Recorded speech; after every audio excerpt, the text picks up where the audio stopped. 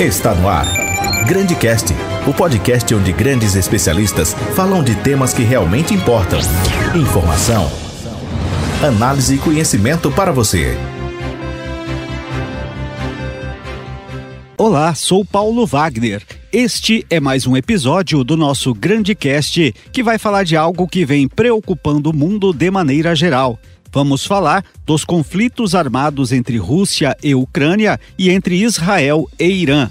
A guerra entre Rússia e Ucrânia, iniciada em 2022, e o recente confronto entre Israel e Irã em 2025, representam dois dos mais impactantes conflitos do século XXI, com consequências profundas para a geopolítica global, a economia internacional e a segurança de milhões de pessoas. Para entender melhor as causas, os desdobramentos e os impactos desses conflitos, nossa equipe de jornalismo conversou com o professor de Relações Internacionais da UFGD, Matheus de Carvalho Hernandes, que irá explicar as possíveis razões para esses embates, bem como seus impactos no Brasil e no mundo.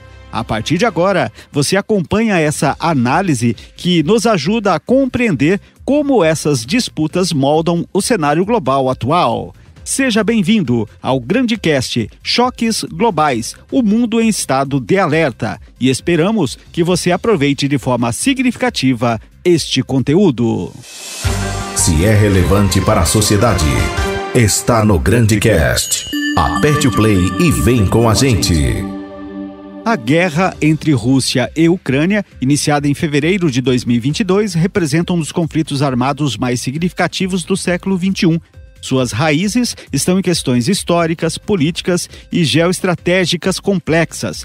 A Rússia, liderada por Vladimir Putin, alega que a ofensiva militar foi necessária para proteger sua segurança nacional diante da expansão da OTAN, Organização do Tratado do Atlântico Norte, em direção ao leste europeu, além de afirmar que busca defender a população de origem russa no leste da Ucrânia, especialmente nas regiões de Donetsk e Luhansk. No entanto, muitos analistas veem a invasão como uma tentativa de reafirmar a influência russa sobre territórios que compunham a antiga União Soviética, barrando a aproximação da Ucrânia com o Ocidente e, particularmente, com a União Europeia. A anexação da Crimeia em 2014 já havia sinalizado a disposição da Rússia em utilizar força militar para alcançar objetivos políticos e territoriais. Para entendermos as causas que levaram ao conflito e os motivos alegados pelas partes para os ataques promovidos, nossa equipe de jornalismo conversou com o professor de Relações Internacionais da UFGD, Universidade Federal da Grande Dourados, Matheus de Carvalho Hernandes, que começa exatamente falando do contexto que levou a esse conflito.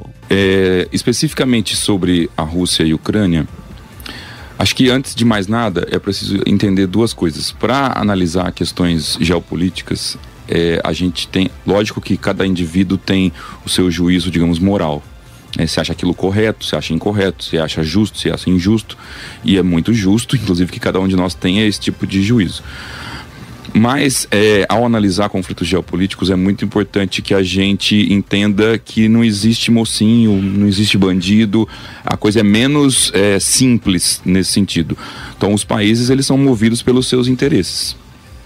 Alguns países se valem de alguns meios para conseguir seus interesses, outros se valem de outros meios, a depender do que eles têm de recursos, inclusive, né? Acho que esse é um primeiro ponto. O segundo ponto, introdutório, a gente vive um momento de transição hegemônica. O que significa isso? Significa que lentamente a gente está vendo os Estados Unidos declinar em vários de seus índices, inclusive econômicos. Então, um dado muito simples no pós-Segunda Guerra, quando acaba a Segunda Guerra Mundial, os Estados Unidos são responsáveis por mais de 50% do PIB mundial. Hoje em dia é 1/4 do PIB mundial. Ou seja, isso significa que naquele momento, uma decisão americana, ela tinha condição de arrastar muita gente, né, de formar aquele consenso, seja pelo amor ou pela dor, né, nas dores e delícias aí. E isso, a gente está vendo um declínio dessa capacidade. Né? Basta pensar, por exemplo, que o governo Trump sai, da Organização Mundial da Saúde, agora, recentemente, nenhum outro país saiu. Né? Ou seja, essas decisões não estão sendo influenciáveis. Exatamente, está diminuindo a capacidade de influência. Isso significa que os Estados Unidos recorrem cada vez mais à dimensão na qual ele tem mais força, que é a dimensão ainda militar. E a gente presenciou isso há poucos dias. Então, essas são duas coisas importantes para entender qualquer conflito atual. Mas especificamente sobre a Rússia e a Ucrânia, existe uma causa estrutural que é a questão, quando a gente vou tentar ser o mais simples possível, tem gente dirigindo o carro aqui, né? Tem de tudo aqui dos nossos ouvintes, né? Então todo mundo deve lembrar, os mais velhos lembram, os mais novos espero que tenham estudado, aquele momento na Guerra Fria que nós tínhamos Estados Unidos e União Soviética. Dois grandes blocos, né, que se enfrentavam, que se tensionavam, não chegavam a se enfrentar diretamente, mas muita tensão. Então cada um deles desenvolveu uma organização para se defender, de segurança. Né? No caso da União Soviética, era algo chamado Pacto de Varsóvia. Então, e no caso dos Estados Unidos, do bloco dito ocidental, a OTAN, Organização do Tratado Atlântico Norte. Que significava basicamente o quê? Quem está na mesma organização, então quem está na OTAN, significa que se um país é atacado, todos os outros se sentem atacados e podem revidar. E assim se produziu um equilíbrio muito tenso. Quando cai o Muro de Berlim, a União Soviética desaparece, o Pacto de Varsóvia desaparece. Teoricamente, a OTAN desapareceria também, porque teria perdido a razão de ser. Mas ela não desaparece. Ela não desaparece e, contrariando um pouco daquilo que se esperava, ela não só não desaparece, como ela começa a se expandir. Né? Isso coloca a Rússia... Nos primeiros 10 anos, ali nos anos 90, 2000, a Rússia ainda se reconstruindo, de uma maneira, vendo com desconfiança aquela expansão, mas sem poder de reação, ainda se reorganizando. Mas produziu-se um sentimento interno na Rússia de muito desconforto com aquela expansão da OTAN. No sentido, olha, nós estamos sendo encurralados aqui de alguma maneira. Na medida em que a Rússia vai se fortalecendo, e não pelos meios mais nobres, é bom a gente lembrar que o Putin não é um democrata, está muito longe de ser. Sim. Né? Mas conforme ela vai se fortalecendo, esse sentimento vai também se fortalecendo. No sentido, olha, essa expansão da OTAN está vindo na nossa direção. Né? E conforme ela vai se expandindo para a Europa do Centro, né, a Europa Central, e caminhando para a Ucrânia, quem não estiver dirigindo pode ouvir a nossa fala aqui sempre olhando no mapa. Isso vai facilitar muito no celular. Eu que trabalho com isso, tenho um mapa mundi do lado da minha mesa, porque isso facilita. Né? Conforme ela vai se expandindo e vai se aventando a possibilidade da Ucrânia entrar na OTAN, isso acende um alerta. Então, existe um sentimento nesse sentido. Claro que também existe todo um passado imperial russo que é muito lembrado de uma grande nação. Né? Esse intervalo que a gente tem da Rússia nos anos 90, os mais velhos vão lembrar também do Boris Yeltsin dançando, tomando vodka, né, com o Bill Clinton. Aquilo é um pequeno intervalo na história da Rússia. Né? A Rússia sempre foi um país muito grande. Então, existe um consenso nacional interno de que a Rússia é grande. A Rússia é potência. E é uma potência nuclear, inclusive, herda todo o potencial da União Soviética. E com isso, então, você tem, fora da Rússia, de fato, populações que dialogam muito com o passado russo, com a cultura russa. Então, isso, de certa maneira, explica, ainda que não justifique, acho que é importante diferenciar isso, Sim. Explica a ação russa. Por outro lado, não, como eu disse, não justifica, porque o que ocorreu e ocorre é uma invasão de um território soberano, Sim. que é o território ucraniano. O conflito teve profundos impactos na política internacional, reacendeu tensões da Guerra Fria, polarizou relações diplomáticas e fortaleceu alianças ocidentais em torno da OTAN e da União Europeia. Países da Europa e os Estados Unidos impuseram sanções econômicas severas à Rússia, afetando setores como energia, finanças e comércio. Em resposta, Moscou passou a usar o fornecimento de gás natural como ferramenta de pressão, o que provocou uma crise energética na Europa, especialmente no inverno de 2022. Economicamente, a guerra agravou a inflação global, elevou os preços dos combustíveis e alimentos, principalmente trigo, milho e fertilizantes, e impactou cadeias logísticas em várias partes do mundo. A Ucrânia, um dos maiores produtores agrícolas do planeta, teve sua produção e exportação drasticamente reduzidas, gerando riscos de insegurança alimentar em países dependentes desses insumos. Na conversa com nossa equipe, o professor Matheus falou um pouco sobre os impactos econômicos que se formou no início do conflito e, posteriormente, como isso impacta o mundo de maneira geral e também o Brasil em todo esse contexto. Vamos ouvir. Então, sempre que surge uma nova guerra, a própria cobertura da mídia internacional é muito alta. Muito alto. Basta um exemplo muito bom para a gente ver agora é como a mídia internacional estava cobrindo a questão da Palestina. E de repente, ao surgir o conflito com o Irã, diminuiu muito a cobertura da faixa de Gaza. Só que durante esses 12 dias, quase 1.000 pessoas morreram na faixa de Gaza. Agora, com o cessar-fogo anunciado, a gente vai ver de novo um pouco a mídia internacional olhando para a faixa de Gaza. E conforme uma guerra se prolonga, ela deixa de ser uma novidade para o grande público, para a sociedade civil, a própria cobertura diminui um pouco, que produz a impressão, por exemplo, que a guerra da Rússia e a Ucrânia deu uma arrefecida. Mas basta você ir num noticiário especializado, você vai ver que a guerra está a todo vapor, né? Drones sendo muito utilizados. Então, acho que essa é uma questão. Guerras prolongadas tendem a perder a atenção. Você tem uma guerra no Iêmen, a Síria continua o caos, né? Então acho que essa é uma questão. A segunda questão é que a forma como a economia funciona é muito, hoje, né, internacional, ela é muito interligada, né? As cadeias globais de valor são muito interligadas. Qualquer produto complexo que a gente usa dificilmente é produzido apenas num país ou com os componentes de um país. Sim. Então, por um lado, quando surge um conflito, isso desorganiza, né? Especialmente até de energia, pra gente mencionar petróleo, gás. Só que justamente por ser interligado, depois de um tempo, você consegue se readequar, usar outros canais. Então, isso é um pouco o que acontece. E o terceiro ponto é que, nós estamos aqui em Dourados, no Mato Grosso do Sul, o Brasil, a gente olha qualquer conflito de um ângulo muito privilegiado, extremamente privilegiado. Nós estamos num lugar do planeta que é uma zona desnuclearizada. A gente às vezes esquece disso, mas isso é de grande valor. O Brasil e a Argentina, por exemplo, tomaram a sábia opção diplomática de não ter bombas nucleares. Porque, via de regra, bombas nucleares são para evitar ataques, mas você aumenta a desconfiança do parceiro. Então, se você olha hoje a nuclearização do mundo, o mapa, nós vivemos num lugar com nossos problemas, que nós sabemos bem, inclusive em matéria de segurança pública, mas não de segurança internacional. Talvez até os problemas de segurança pública vão se tornar um problema de segurança internacional se a gente não se cuidar. Quem está na fronteira sabe bem disso. Então, o ângulo que a gente vê é muito privilegiado do ponto de vista geopolítico. Além disso, o Brasil, comparado com outros locais, ele é um pouco menos integrado nas cadeias globais de valor. Um pouco pela distância que nós estamos e um pouco por deficiências institucionais, econômicas que nós temos.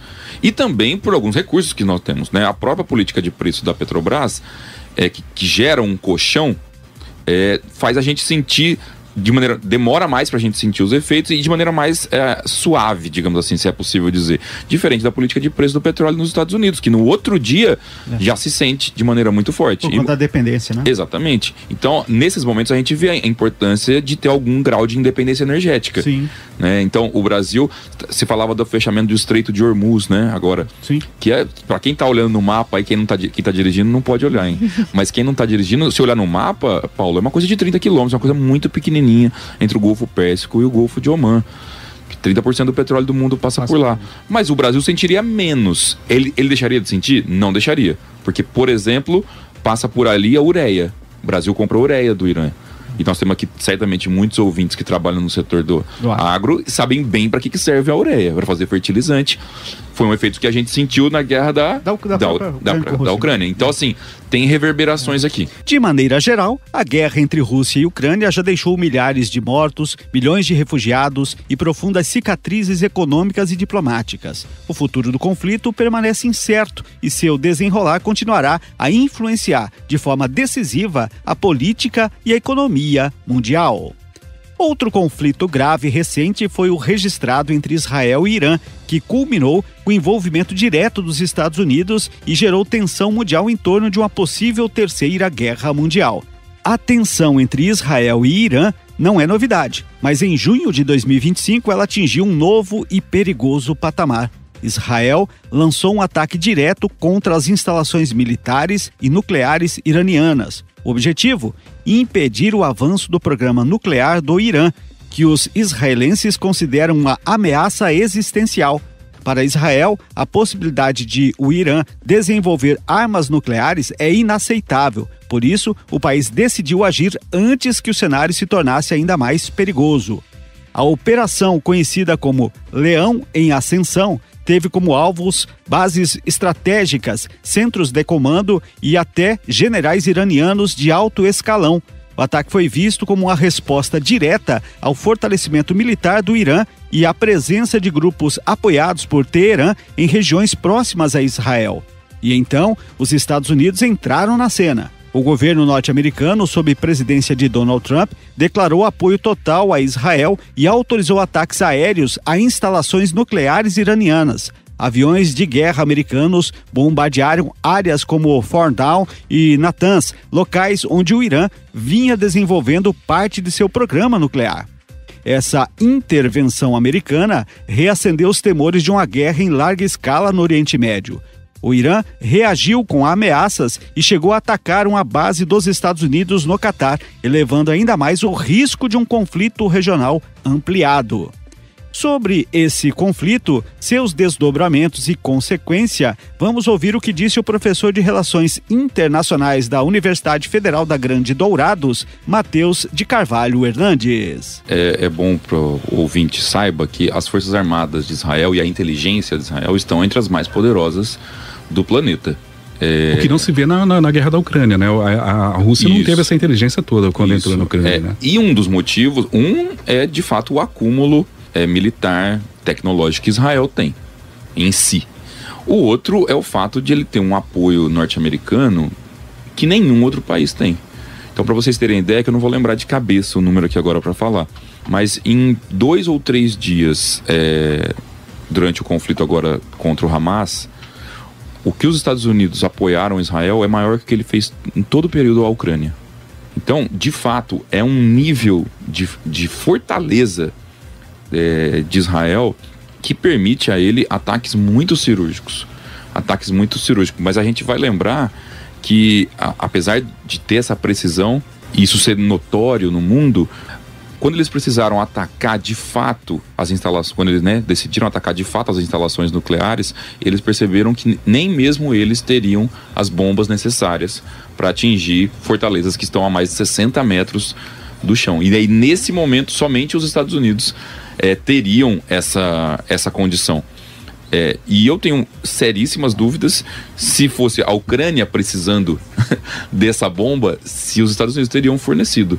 Né? E não só forneceram, como promoveram o ataque. Não sei se vocês viram ontem, durante a cúpula da OTAN, o Trump deu uma entrevista coletiva. Sim. E uma jornalista ucraniana da BBC faz uma pergunta para ele. E o marido dela, inclusive, lutando na guerra. A jornalista está na Polônia com a família, mas o marido está lutando na guerra da Ucrânia. E não é uma pergunta. No fundo, ela está pedindo para o Trump mandar tipos de mísseis específicos, que são os Patriots, para a Ucrânia. Sendo que mísseis muito mais avançados, armas muito mais avançadas foram mandadas para Israel já sem necessidade de um pedido público na imprensa. Mas aí o inimigo não tem bomba atômica nesse caso, né? Sim. Por exemplo, agora se ceder essas armas para a Ucrânia atacar a Rússia, aumenta a tensão, uma tensão nuclear muito maior, né? Os estudiosos que não é o meu caso, mas os estudiosos de arma nuclear, armas atômicas, sempre dizem que um país, ele resolve desenvolver capacidade nuclear ou capacidade atômica para ter uma capacidade que a gente chama de dissuasória. É para dizer, olha, não me ataque. Não, que eu tô pronto. Não me ataque. A gente viu isso com Índia e Paquistão, por exemplo. Né? Ali, a gente acompanha pouco no noticiário brasileiro, mas ali é uma fronteira extremamente tensa, primeiro por todos os entendimentos, mas porque ambos são potências nucleares. Então, olhando para a história, todos os registros que a gente tem de desenvolvimento nuclear, eu me refiro ao desenvolvimento nuclear para uso em guerra. Não, o Brasil faz uso de desenvolvimento nuclear para energia, por exemplo. É outra coisa. Mas todos os registros que a gente tem na história até então são para defesa, né, para dissuasão. O único registro que a gente tem de uso ataque são os Estados Unidos, em Hiroshima e Nagasaki. Né? Esse é o único registro que a gente tem de um ataque de grande monta, né? Eu gostaria que o senhor falasse um pouquinho para nós qual que é a diferença entre o cessar-fogo, né, que a gente está vendo aí agora, o armistício e a paz. Ótima pergunta. Isso a gente escuta no noticiário e nem sempre sabe a diferença. São conceitos, né? Na prática, como dizia um velho professor meu, na prática a teoria é outra, né? Mas só para diferenciar, são níveis diferentes do caminho para a paz, né? Isso quando há um caminho para a paz, né? Porque uma guerra, se ela se torna infinita, não tem caminho para a paz. Mas o primeiro estágio é o cessar-fogo, que é um arranjo, um combinado político, ou seja, não tem nada jurídico, ninguém necessariamente assina algo, que a gente vai parar de atirar um no outro durante determinado tempo. Às vezes 12 horas, às vezes 2 dias, às vezes 2 meses. E para quê? Teoricamente é para começar a ter espaço para negociação. Mas a gente não pode se enganar. Muitas vezes um cessar-fogo, ele é acionado no fundo porque os países querem se reorganizar, para ter um tempo de se reorganizar, as tropas, os armamentos, porque enquanto tá caindo bomba na sua cabeça, você não consegue se reorganizar, né? Então, esse é o primeiro estágio, que é o estágio, por exemplo, que a gente tá agora na questão do Irã, né? E de Israel. A outra coisa é o armistício. O armistício, ele já é um compromisso mais jurídico, digamos assim, em que não só a gente vai parar de atirar, mas a gente vai congelar a guerra. Falou, olha, Larissa, eu tô em guerra com você, eu continuo em guerra com você, eu continuo tendo sérios problemas não gosto de você, mas eu vou parar. Mas vamos parar aqui? A gente não tá em paz, as nossas fronteiras ainda vão ser super monitoradas, tem muita regra, vai ter câmera, tem vários postos de controle. Nós não somos amigos, né? Mas, que é o caso das Coreias. Quem tá nos ouvindo é só pensar nas Coreias. As Coreias estão em guerra, ainda. Elas não estão em paz. É diferente do Tratado de Paz. O Tratado de Paz é um instrumento jurídico em que a gente combina, não estamos mais em guerra, tá? Não estamos mais em guerra. Então, ele, do ponto de vista da paz, é o instrumento mais forte. Mas também, muitas vezes, um tratado de paz, se mal feito, se feito com vingança, com revanchismo, ele é a semente do próximo conflito. Quando acabou a Primeira Guerra, fizeram um tratado de paz com a Alemanha, que era a perdedora, tão prejudicial para a Alemanha, tão prejudicial para a Alemanha, gerou tanta inflação, tanto endividamento, que gerou o caldo para a ascensão do nazismo, que resultou na Segunda Guerra. Então, tem essas questões. Os conflitos que analisamos nesse episódio entre Rússia e Ucrânia e entre Israel e Irã refletem a complexidade e a gravidade dos desafios enfrentados pela comunidade internacional. Além de perdas humanas e da instabilidade regional, essas guerras também provocam impactos econômicos e diplomáticos que atravessam fronteiras, atingindo inclusive países distantes dos campos de batalha, como o Brasil. A tensão entre grandes potências, o uso de estratégias militares para fins políticos e os riscos de escalada bélica são temas que exigem atenção, responsabilidade e diálogo constante por parte dos líderes mundiais. Grandes personalidades, grandes assuntos e conversas que fazem a diferença. Aqui no GrandeCast. Agradecemos ao professor Matheus de Carvalho Hernandes por sua colaboração e a você, ouvinte, pela companhia. Continue acompanhando o GrandeCast para mais conteúdos que explicam o mundo de forma clara, objetiva e acessível. Este foi mais um episódio do GrandeCast, disponível no grandefm.com.br ou na sua plataforma de áudio preferida. Siga nosso podcast nas redes sociais, assine nosso podcast, se inscreva em nossos canais e favorite nosso conteúdo. Assim você será notificado toda vez que tivermos novidade. Esperamos que você tenha gostado de nosso conteúdo e em breve novos episódios estarão à sua disposição. Grandes entrevistas, grandes temas, grandes transformações. Tudo isso num clique. Aqui no GrandeCast, onde as vozes dos especialistas chegam até você.